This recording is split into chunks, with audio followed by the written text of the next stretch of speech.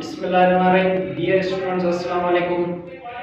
आज का हमारा टॉपिक है role of kidney in urine formation. ये क्लास मैट्रिक की चैप्टर नंबर 3 का टॉपिक है, जो होम्योस्टेसिस का चैप्टर है। उसके अंदर किडनी को एज ए एक्सक्रीटरी ऑर्गन हम देखेंगे। किडनी बहुत सारे फंक्शन परफॉर्म करता है होम्योस्टेसिस में। यहाँ पर जो हम फंक्शन आज डिस्कस करने वाले हैं कि यूरिन की फॉर्मेशन किस तरह से होती है। लेकिन यूरिन की फॉर्मेशन देखने से पहले हम ये देखेंगे कि यूरिया की फॉर्मेशन कैसे होती है, क्योंकि यूरिन एक मिक्सचर होता है और उस मिक्सचर के अंदर, उस यूरिन के अंदर जो है वाटर के साथ साथ यूरिया, क्रेटिनिन, यूरिक एसिड, ये सारी चीजें मिलकर उस यूरिन को बनाती हैं। तो ये यूरिया कहाँ से आता है, सबसे पहले ये देखना जरूरी है। तो यूरिया की फॉर्मेशन ऐसे होती है कि लिवर जो होता है वो, आपको पता है, ग्लूकोज को जो है सरप्लस क्वांटिटी में स्टोर करता है ग्लाइकोजन के फॉर्म में। इसके अलावा कुछ और भी फूड मॉलिक्यूल्स हैं जिनको स्टोर कर सकता है लिवर, लेकिन प्रोटीन्स जो हैं उनको स्टोर नहीं कर पाता लिवर।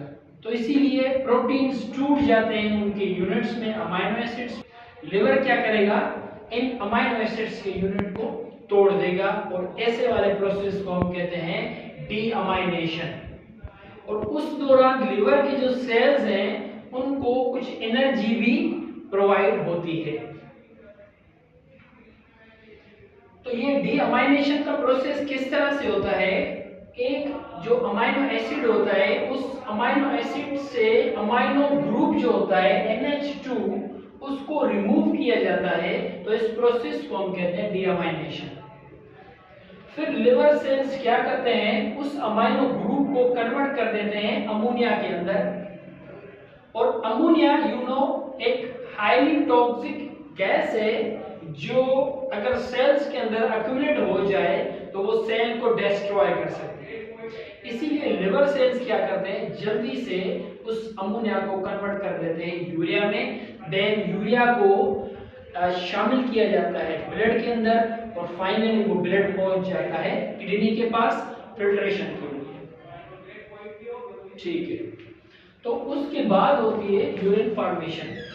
यूरिन फॉर्मेशन किस तरह से होती है, इसके लिए किडनी जो होता है ये दो प्रोसेसेस परफॉर्म करता है। एक होता है फिल्ट्रेशन, दूसरा होता है रीअब्जॉर्प्शन। फिल्ट्रेशन के भी दो टाइप्स हैं, एक है अल्ट्रा फिल्ट्रेशन, दूसरा है selective filtration. Ultra filtration is also called non selective filtration. और ये जो फिल्ट्रेशन होती है मेलफिजियन बॉडी में होती है। मेलफिजियन बॉडी कोई पर्टिकुलर स्ट्रक्चर नहीं है। मेलफिजियन बॉडी के अंदर नेफ्रॉन का पहला पार्ट, जिसको हम बोमेन्स कैप्सूल कहते हैं, और उसके अंदर एंटर होने वाले कैपिलरीज, जिसको हम ग्लोमेरुलस कहते हैं, ये मिलकर दोनों एक स्ट्रक्चर बनाते हैं जिसको हम कहते हैं मेलफिजियन बॉडी। तो ये जो अल्ट्रा फिल्ट्रेशन है ये मेलफिजियन बॉडी में होती है। यहाँ पर क्या होता है, ब्लड प्लाज्मा जो होता है ग्लोमेरुलस से निकल कर आ जाता है बोमेन्स कैप्सूल के अंदर। ठीक है जी, और इसको नॉन सिलेक्टिव फिल्ट्रेशन कहा जाता है। सेलेक्टिव फिल्ट्रेशन में क्या होता है, ये सेलेक्टिव फिल्ट्रेशन जो होती है पीसीटी और डीसीटी में होती है। हाँ, तो ये जो होती है पीसीटी और डीसीटी में होती है।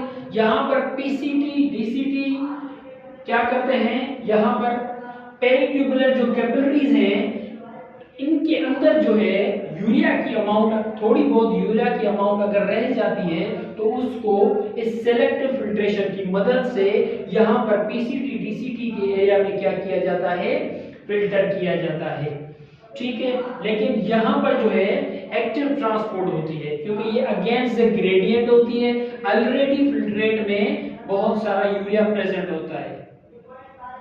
नेक्स्ट क्या होता है, रीअब्जॉर्प्शन। रीअब्जॉर्प्शन रिवर्स होता है फिल्ट्रेशन के। फिल्ट्रेशन में क्या